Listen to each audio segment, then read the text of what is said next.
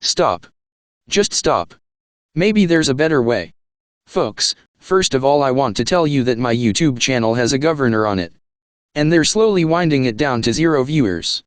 If you find you're not seeing my videos, sign up on Rumble and follow me there or view them on our main website sharonandavio.weebly.com. I put even more videos up on Rumble than I do YouTube because I'm not censored there. I've been watching the number of likes I get on my videos for years, and every single video ends up at 25% likes in the end, starts at 50% when the likes are low and drops to 33%, then to 25%. Of course, by limiting the number of likes I have on all my videos, this limits the video's distribution across YouTube.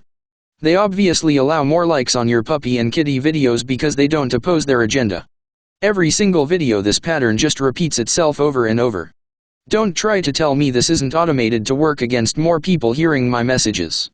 Not that I put all my eggs in one basket, I don't. You can hear our messages in many more places than just YouTube. And I thank people who pick them up and share them, including the people who translate the text and put it in the comments.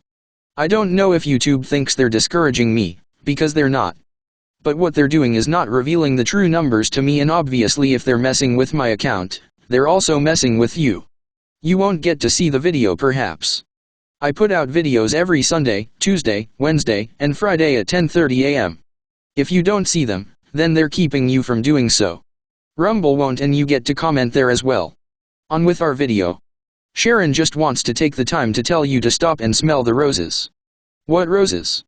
It's sunny, it's quiet on the street, the garbage men were just here and now they're gone. It's quiet. I can hear a cricket chirping. A lone skateboard's wheels click as a skateboarder rolls by. The fan blows a cooling breeze on me as I'm sitting here at the computer typing. Merlin is sleeping on the bed. All is well. Stop. Just stop and sit in moments like this.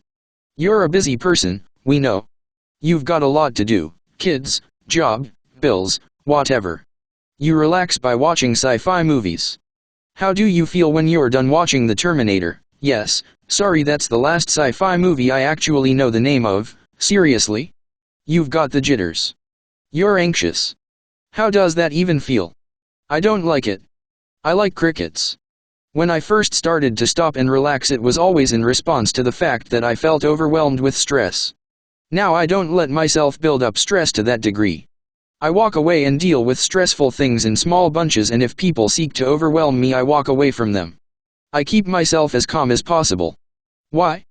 There's one reason, and I'll let Adama tell you. Adama, hello Sharon, hello viewers.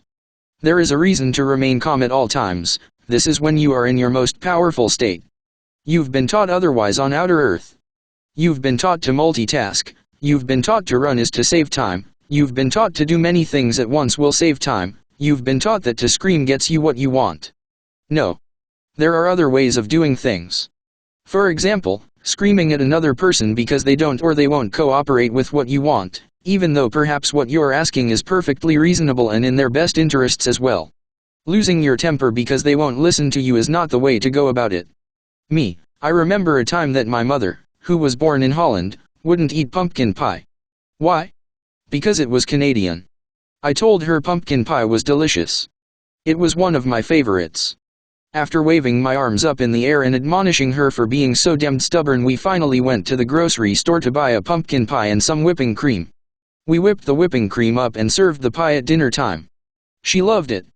God forbid, she had to admit I was right about something for a change. People can be very frustrating because even though they might benefit from what you're offering, they get stubborn and refuse to change. Adama, and this isn't the way to go about making change, Sharon. Waving your arms in the air and trying to break down someone's defenses only makes them more defensive. I know. I cite this example because it's the one time I had any success in influencing her, but who wants to lose their shit trying to convince someone something might be good for them? I just walk away now and say, your loss. Suit yourself. I know in my mother's case she steadfastly stuck to everything she had learned and refused to change herself to suit the new country she lived in, and that's consistent with a lot of immigrants. But that just gives us more to enjoy about being Canadian, diversity. I think she didn't want to leave Europe but did so because her husband wanted to. That was in the good old days when men owned women and were the sole determiners of what they did. She had to go because that's what he wanted. As if. I'd be waving saying, have a nice life, but that's me. Adama, your way is one way to deal with it. This may leave them wondering what was so good about pumpkin pie and have them secretly try it. But the other way to deal with this situation is to go through their higher self. Everyone has one, even your mother. Me, you don't say. LOL. Adama, ultimately the higher self decides what's in the best interests of the lower self, the avatar, the personality, the ego, however you wish to view yourself, and it's through appealing to the higher self that you would have the most success at opening another person to change. And this also stands true of the V/anti-V dynamic that separates many families right now. Appeal to the higher self of the person who has been V'd to stop getting boosters, for example. Me, yes. That's a good idea. What I'm seeing is horrible. Adama, it is horrible. Poor decision making is what's gotten Earth into the state it's in right now. There are those who know better, and these are the people who need to utilize more influence on the others, and this is the technique to use. Appeal to their higher selves to help direct them in a healthier way. Some of you have Christ self-contact, which is more powerful than the higher self, and when you can embody this energy at a lower dimension, you can use it to influence the higher selves of others. Me, yes. Adama, but there are others with higher selves that are perhaps fourth or fifth dimensionals, and these higher selves, although higher, are still not very learned. So you can appeal, as a higher dimensional, to these less vibrant higher selves and instruct them. You can teach them how to instruct their avatar, their lower consciousness embodiment on Earth, what to do. Me, good idea. Adama, yes, I have many good ideas, Sharon. Me, LOL, that's why you're head of the Earth Council for this solar system, right? Adama, I've earned it, in fact. Me, yup. We all look forward to seeing you, Adama. To having you walk among us. Adama, I look forward to doing so. But this won't be in this dimension. Only after purification in the fifth dimension will you see me. Me, it'll be wonderful. Adama, I agree. We Agarthans have waited for this time for so long, when we could again walk on the surface and be with our brothers on the surface. Now we're moving to that day.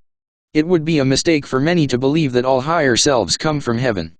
Well, in fact everything comes from heaven, but the higher self is a lower manifestation of the Christ self, and the Christ self is the heavenly embodied aspect of God.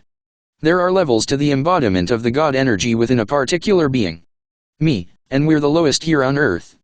Adama, and the one who perhaps can change the most of all of your aspects. So then the most powerful as well, in a sense. Me, yes, the most work to do in another sense. LOL.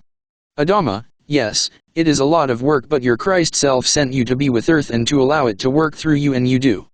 Many of you do, but you're not aware of it. The problem is the resistance. Many of you learned erroneous ways of thinking and behaving that stymy your Christ self from being able to work through you. These have to be corrected. Me, such as losing it on someone, waving arms and stomping feet just to try to get them to try something new or go in another direction. Adama, for example. Appeal to the higher self. If need be, teach the higher self what it needs to know in order to redirect the avatar personality on Earth. Me, so I want to recap. The one who is a lower consciousness embodiment in the 3D/4D who has Christ self-contact is the most powerful. Those who have contact with their higher selves are also powerful, but less so. It's the embodiment of the highest power of God that you're looking to do, embodying your Christ self.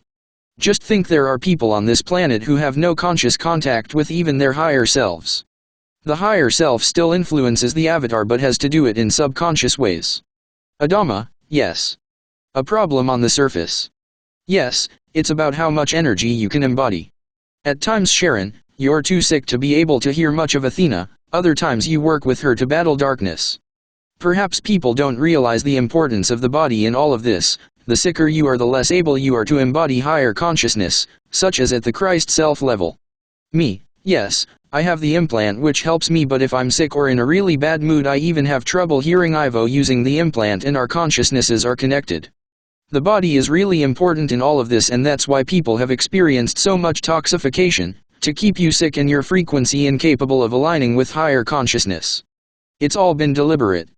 Adama, it has been.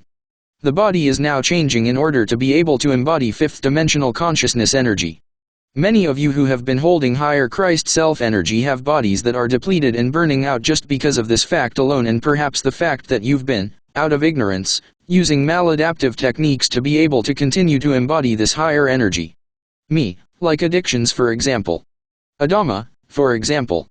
So the body is in a poor state but now must undergo ascension into a crystalline form. So you're experiencing a lot of body problems, particularly fatigue. Me, yes. True. It's been more than 10 years for me. Adama, taking care of yourself and detoxing is very important for all of you right now. Me, a good tip, Adama. Thank you so much. Adama, I'm happy to be able to serve, Sharon. Thank you for this opportunity.